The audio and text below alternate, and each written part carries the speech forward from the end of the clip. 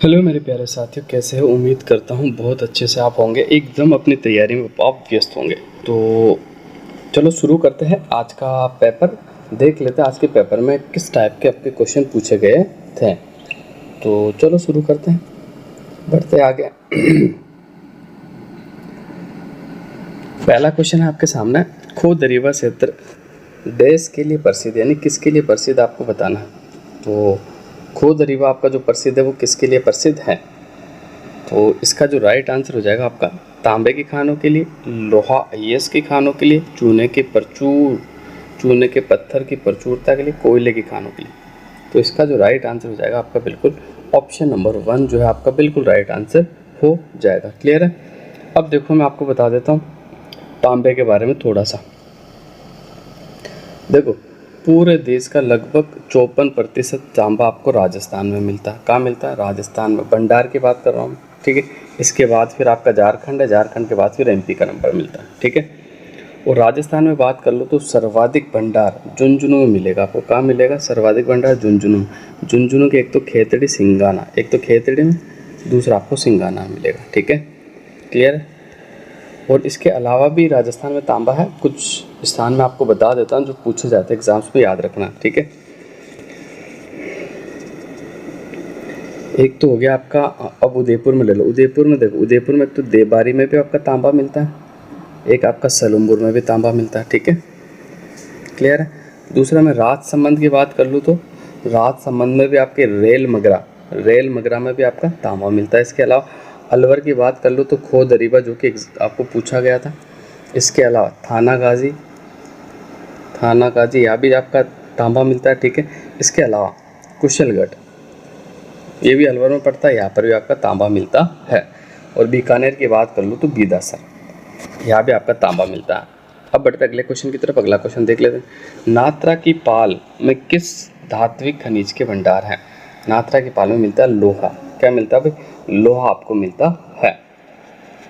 अब लोहे की बात कर लूँ ना मैं, तो आपको देखो इम्पोर्टेंट, एक तो आपको याद रखना मोरीजा बानोल। क्या याद रखना भाई?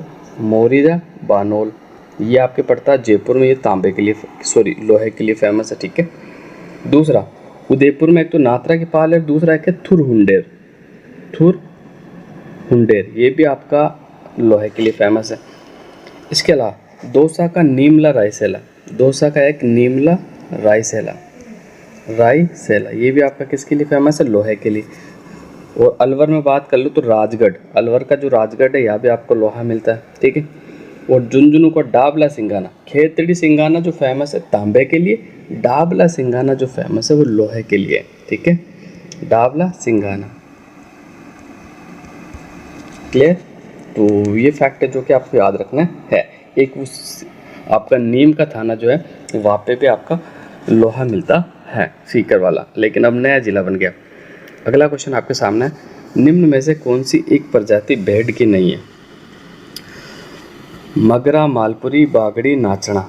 तो नाचना जो है ये भेड़ की नस्ल नहीं, वैसे मेगरा नहीं है, मगरा होना चाहिए था। तो ऑप्शन नंबर डी इसका आपका बिल्कुल राइट आंसर हो जाएगा, ठीक है। तो ये जो है आपकी किसकी नस्ल है? तो ये ऊँट की नस्ल है, नाचना जो है ऊँट की नस्ल होती है। इसके अलावा एक तो आपका बीकानेरी ऊँट होता है, एक आपका जैसलमेरी ऊँट होता है, एक आपका कच्छी ऊँट होता है। कौन सा? कच्छी। ये ऊँटों की नस्ल आपको बता रहा हूँ मैं, कच्छी, ठीक है। एक होता है आपका गोमट। ये सब ऊँट की नस्लें जो कि राजस्थान के अंदर पाई जाती है। अब बढ़ते अगला क्वेश्चन की तरफ। अगला क्वेश्चन देख लेते हैं।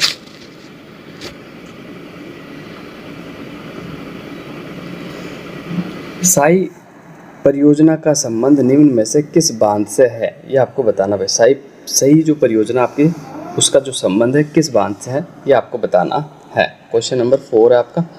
तो इसका जो आपका राइट आंसर हो जाएगा बिल्कुल ऑप्शन नंबर सी आपका बिल्कुल राइट आंसर हो जाएगा, जवाई बांध से, ठीक है। किससे है? जवाई बांध से, ठीक है। बिल्कुल आपको याद रखना, जवाई बांध कहाँ पड़ता है? तो ये आपके पाली में पड़ता है। कहाँ पड़ता? पाली के अंदर पड़ता है। इसे मारवाड़ का अमृत सरोवर भी कहा जाता है।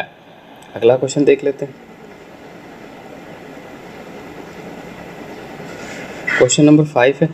निम्न में से कौन सा एक मरुस्थलीकरण का कारण नहीं है? कठोर मौसमी परिस्थिति है, बढ़ती आबादी, वनों उन्मूलन, अम्लीय भूमि का प्रयोग करना। तो कौन सा नहीं है? तो 5वें का जो आपका राइट आंसर हो जाएगा, कौन सा हो जाएगा? बिल्कुल ऑप्शन नंबर डी जो है ना आपका बिल्कुल राइट आंसर हो जाएगा। नेक्स्ट छठा क्वेश्चन, निम्न में से कौन सा क्षेत्र राजस्थान में BSHW प्रकार की जलवायु को कोपेन के वर्गीकरण के अनुसार दर्शाता है? तो ये BSHW जो है ना ये अरावली के किस साइड में पड़ती है? तो अरावली के पश्चिम में पड़ती है, यानी ऑप्शन नंबर डी आपका बिल्कुल राइट आंसर हो जाएगा। BWHW और BSHW दोनों ही जो पड़ती है ना ये कहाँ पड़ती है? तो ये दोनों ही आपकी पड़ती है अरावली के पश्चिम के अंदर पड़ती है। क्वेश्चन नंबर 7 वो आपके सामने है। रोहतू राजस्थान के किस जिले का आरक्षित वन्य क्षेत्र है? तो रोहतू जो पड़ता है ये आपके नागौर में पड़ता है। कहाँ पड़ता है? नागौर में आपका रोहतू पड़ता है। देखो मैं आपको बता देता हूँ, देखो वर्तमान राजस्थान में आपके 36 कंजर्वेशन रिजर्व है। कितने कंजर्वेशन रिजर्व? 36 कंजर्वेशन रिजर्व, ठीक है। 35वां आपका बालेश्वर था, 36वां आपका अमरक था, ठीक है। इसके अलावा राजस्थान में सबसे बड़ा जो आपका कंजर्वेशन रिजर्व है वो शाहबाद वाला है, ठीक है, शाहबाद 12। और सबसे छोटे की मैं बात कर लूँ तो सबसे छोटा मुहाना बीड़ जिसका क्षेत्रफल 0.10 यानी 0.10 ही है, जबकि रोहतू के क्षेत्रफल की बात कर ले तो 0.72 है। तो ये फैक्ट्स भी आपको याद रखना है। अगला क्वेश्चन है, आगूचा गुलाबपुरा खनन क्षेत्र में खनिजों के लिए किस जोड़े के लिए प्रसिद्ध है? आगूचा गुलाबपुरा में क्या होता है? तो आगूचा गुलाबपुरा में आपका होता है सीसा जस्ता, यानी ऑप्शन नंबर 1 जो है आपका बिल्कुल राइट आंसर हो जाएगा। 8वें का जिंक और लेड है ना। तो बढ़ते हैं अगले क्वेश्चन की तरफ। ये अगला क्वेश्चन है आपका, ये रहा, नौहर नहर परियोजना को निम्न में से किस स्रोत से जल मिलता है? तो 9 का जो आपका राइट आंसर हो जाएगा वो रावी और व्यास, ऑप्शन नंबर 1 जो है आपका बिल्कुल राइट आंसर हो जाएगा। नेक्स्ट 10वां क्वेश्चन आपके सामने है, राजस्थान राज्य में पानी का लेखा परीक्षा का मुख्य उद्देश्य क्या है? तो इसका जो राइट आंसर हो जाएगा आपका 10वें का बिल्कुल ऑप्शन नंबर ए, जल संबंधी संरचनाओं की प्रभाव, उत्पत्ति और जल रख रखाव और सुरक्षा, ऑप्शन नंबर 1 जो है ना आपका बिल्कुल सही आंसर होगा। अच्छा क्वेश्चन है वैसे, ये फर्स्ट टाइम ही बनाया, मुझे लगता नहीं वापस रिपीट होगा, फिर भी एक बार देख लेना। 11वां क्वेश्चन, निम्नलिखित में से कौन सा पठार माउंट आबू पर्वत स्थल से 8 किलोमीटर दूर गुरु शिखर चोटी के नीचे स्थित है? तो इसका जो आपका राइट आंसर हो जाएगा 11वें का बिल्कुल ऑप्शन नंबर सी जो है ना आपका बिल्कुल राइट आंसर हो जाएगा, उड़िया का पठार। राजस्थान का सबसे ऊंचा पठार है उड़िया का पठार, ठीक है। मैसा के पठार का आपका चित्तौड़गढ़ का किला बना हुआ, भोरट का पठार जो कि कुंभलगढ़ से कोगुंदा तक आपका फैला हुआ है, और दक्कन का पठार ये हाड़ौती के पठार में जो वर्गीकरण करते हैं ना उसका हिस्सा है। अगला क्वेश्चन देख लेते हैं, राजस्थान में पश्चिमी विक्षोभ चक्रवातों को कहते हैं, क्या कहते हैं? लू, गरज बौछार, ओलावृष्टि, मावट। तो उसे मावट के नाम से जाना जाता है। देखो मावट उसे कहते हैं जो सर्दियों में राजस्थान में बरसात होती है, काउंटिंग से 2-3 ही बरसात होती है, ज़्यादा बरसात नहीं होती पूरी सर्दी में, लेकिन इससे क्या होता है जो रबी की फसल होती है, गेहूँ वगैरह चने, उसके लिए वो बहुत ही फायदेमंद होती है, इसे मावट के नाम से जाना जाता है। अगला क्वेश्चन, राजस्थान का कल्पवृक्ष है, तो आप सभी को पता है राजस्थान का कल्पवृक्ष कौन सा? खेजड़ी है भाई, ऑप्शन नंबर सी जो है आपका बिल्कुल राइट आंसर हो जाएगा। 14वां क्वेश्चन आपके सामने है, निम्न में से कौन सा राष्ट्रीय उद्यान राजस्थान का सबसे छोटा राष्ट्रीय उद्यान है? ठीक है, तो देख लेते सबसे छोटा राष्ट्रीय उद्यान आपका कौन सा है। तो देखो, केवलादेव राष्ट्रीय उद्यान, राष्ट्रीय मरु उद्यान, रणथंभौर राष्ट्रीय उद्यान, मुकुंदरा हिल्स नेशनल पार्क। तो इसका जो राइट आंसर हो जाएगा ऑप्शन नंबर 1 जो आपका बिल्कुल राइट आंसर हो जाएगा। ठीक है, ये जो आपका केवलादेव राष्ट्रीय उद्यान ये सबसे छोटा है। केवलादेव राष्ट्रीय उद्यान आपके पड़ता है, कहाँ पड़ता है? भरतपुर के अंदर। इसका क्षेत्रफल कितना है तो उसके बारे में बता देता हूँ, बिल्कुल ऑफिशियल साइट से बता रहा हूँ, 0.0 ऊपर नीचे नहीं है, बिल्कुल एक्यूरेट आपसे मैं बता रहा हूँ ना, 28.73। ठीक है, ये केवलादेव राष्ट्रीय उद्यान का क्षेत्रफल है। दूसरी मैं बात कर लेता हूँ कि सबसे बड़ा राष्ट्रीय उद्यान कौन सा है, तो सबसे बड़ा राष्ट्रीय उद्यान है मुकुंदरा हिल्स। कौन सा है? मुकुंदरा हिल्स। मुकुंदरा हिल्स का जो क्षेत्रफल है वो कितना था आपको याद रखना, 297.62। ठीक है, ये सबसे बड़ा मुकुंदरा हिल्स, सबसे बड़ा, सबसे छोटा केवलादेव राष्ट्रीय उद्यान। और रणथंभौर की बात कर लूँ तो इसका जो क्षेत्रफल है वो 282 है। कितना? 282। ठीक है, 282 पॉइंट सम है जो मैं आपको बता दूं। 282 पॉइंट के तो आप 03 टोटल। अगर तीनों राष्ट्रीय उद्यानों का एरिया कभी पूछ लिया जाए, राजस्थान में 3 ही नेशनल पार्क है बस, ये तो आपका अभ्यारण्य बी में जो लिखा हुआ, तो इन तीनों का जो एरिया हो जाएगा वो हो जाएगा 608.38 तीनों एरिया जोड़ने पर। तो इम्पोर्टेंट सवाल बन सकता है कि राजस्थान के तीनों राष्ट्रीय उद्यानों का कुल कितने वर्ग क्षेत्रफल में फैले हुए हैं, तो 608। अब बढ़ते अगले क्वेश्चन की तरफ। 15वां क्वेश्चन आपके सामने।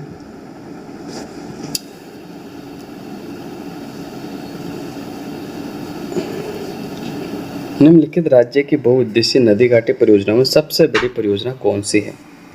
तो सबसे बड़ी जो परियोजना वो कौन सी आपको बताना है। तो 15 का जो आपका राइट आंसर हो जाएगा बिल्कुल option number C. Option number C, Bhakra Nangal परियोजना। ठीक है, ऑप्शन नंबर सी जो है आपका बिल्कुल राइट आंसर हो जाएगा 15वें का। ठीक है, हाँ बिल्कुल। अब कुछ लोगों को ख्याल में आ रहा होगा कि सबसे बड़ी तो आपकी इंदिरा गांधी नहर है। नहीं, इंदिरा गांधी नहर कहाँ से निकलती है? भाखड़ा नांगल हरी के बिरास से आती है ना, तो सबसे बड़ा सी है भाई। और आंसर की में भी आपका भाखड़ा नांगल ही था। ठीक है, तो इसलिए मैंने सी बताया। ठीक है, कन्फ्यूज़न क्लियर कर लेना। फिर यहाँ से आपका मैथ्स वगैरह स्टार्ट है, आगे से फिर से राजस्थान जी के आपके 40 क्वेश्चन है, तो वहाँ से निकाल देता हूँ सीधे, है ना।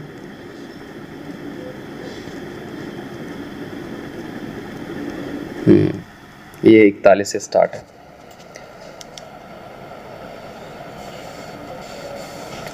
कानड़ प्रबंध का लेखक कौन है? तो कानड़ प्रबंध का जो लेखक है वो 41 की अगर मैं बात करूँ तो ऑप्शन नंबर आपका कौन सा सही हो जाएगा? Option number A, Padmanabha.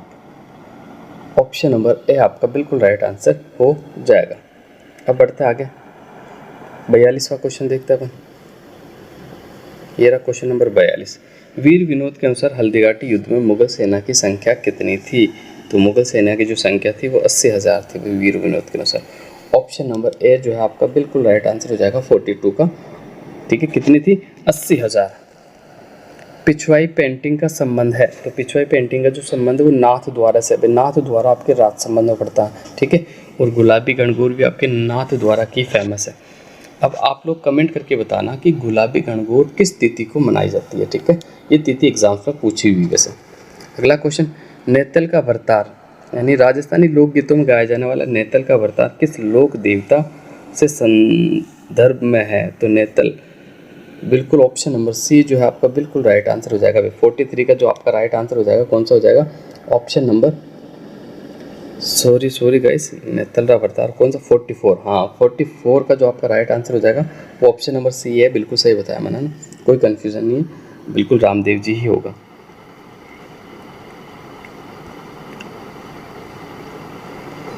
Question number 46, अंजुमन खादिमुल इस्लाम की स्थापना निम्न में से किस रियासत में हुई थी? तो ये हुई थी आपके अलवर रियासत में। ऑप्शन नंबर डी जो है आपका बिल्कुल राइट आंसर हो जाएगा। नेक्स्ट, अतारकीन का दरवाज़ा राजस्थान में निम्न में से किस जिले में स्थित है? तो अतारकीन का जो दरवाज़ा है वो राजस्थान में नागौर में है। कहाँ है? नागौर के अंदर स्थित है।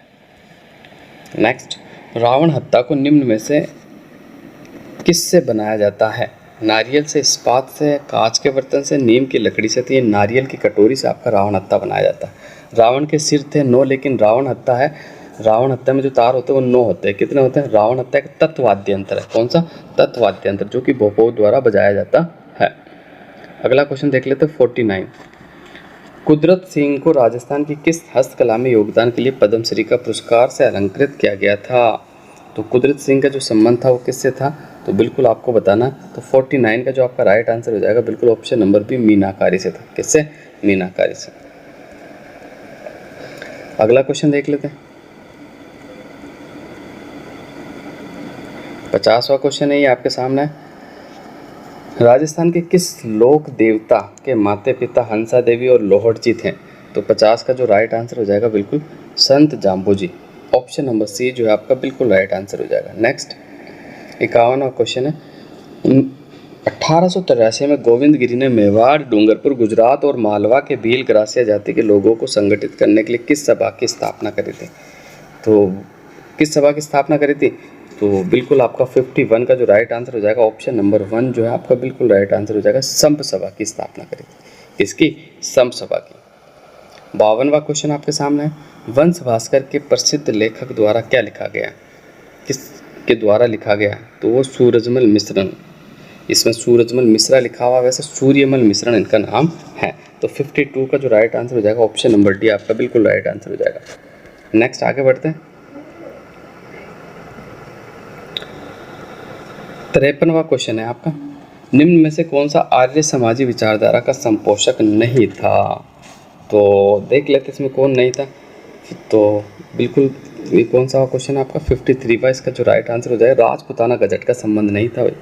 ठीक है, अगला क्वेश्चन, दीपदान परंपरा का संबंध किस पवित्र शहर से था? तो ये दीपदान परंपरा का संबंध था आपके पुष्कर से। ऑप्शन नंबर ए आपका बिल्कुल राइट आंसर हो जाएगा। भारत की आज़ादी के समय राजपूताना की देसी रियासतों की संख्या कितनी थी? तो 55 का आपका जो राइट आंसर हो जाएगा भाई, कितनी देसी रियासतें थी?